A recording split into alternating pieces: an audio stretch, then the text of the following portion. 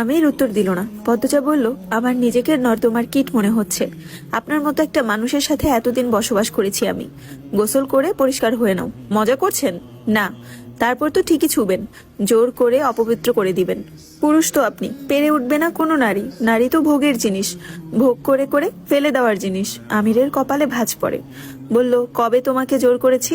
আপনাকে ভালো মানুষ ভেবে, স্বামী ভেবে কখনো জোর করার সুযোগ দেইনি। ভালোবেসে না? দয়া করে ভালোবাসার নাম মুখে নিয়েন না। আমার রূপে পাগল আপনি। আমার মতো সুন্দর মেয়ে আপনি দুটো দেখেননি, এজন্য রেখে দিয়েছেন, বিয়ে করেছেন, হালাল সনদের অধিকারে ভোগ করেছেন। আমার এই সৌন্দর্য যদি না থাকতো কবেই ছুড়ে দিতেন আবর্জনায়। রূপ নিয়ে অহংকার করছো? পাগল হয়ে গেছো তুমি? তাই করছি। আপনার ভাই রিদওয়ানের মনোরঞ্জনের জন্য আমাকে তুলে আনতে গিয়েছিলেন, নিজের বউকে অন্যজনের ভোগের জন্য আনতে গিয়েছিলেন।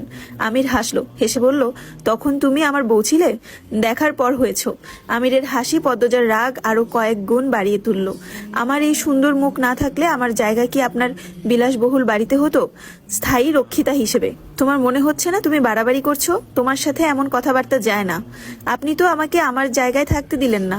আমাকে আপনার স্তরেই নামতে হবে এখন, নয়তো বাঁচবো কি করে? কয়দিন পর তো আমার বোনদের উপরও আপনার হাত পড়বে। ব্যবসায় বিপদে পড়েছেন তো। আটপাড়ার মেয়েদের।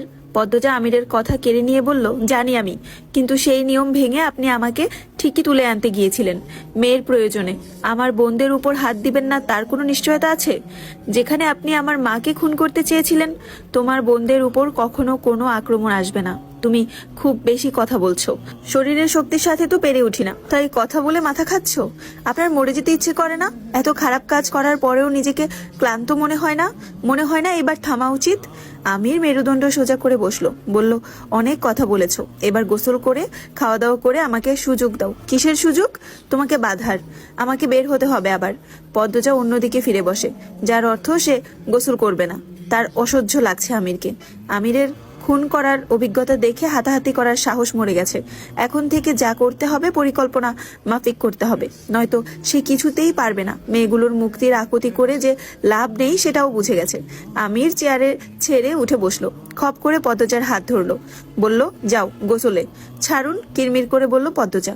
গোসলে যাও, গোসল করে খাওয়া দাওয়া করে ওষুধপত্র খেয়ে আমাকে ধ্বংস করার পরিকল্পনা করো। নাটক করছেন কেন? নাটক তো তুমিও করছো। যেভাবে কথা বলছো এটা তো তুমি না। উফ, ছাড়ুন, আমাকে বাধ্য করো না তোমাকে গোসল করিয়ে দিতে। পদ্মজা বিস্ফোরিত হয়ে তাকালো, দাঁতে দাঁত চেপে বলল, তখনই আমি মরে যাব, সেজন্যই বলছি নিজে যাও। আমি আপনার কথা শুনবো না। আমার হাতের মার কিন্তু খুব শক্ত। নরম আছি, নরম থাকতে দাও। অন্য জনকে দিয়ে মার দিয়েছেন, এবার নিজের মারাটা বাকি। মেরে দিন না, এক্ষুনি মেরে দিন। আমি কাউকে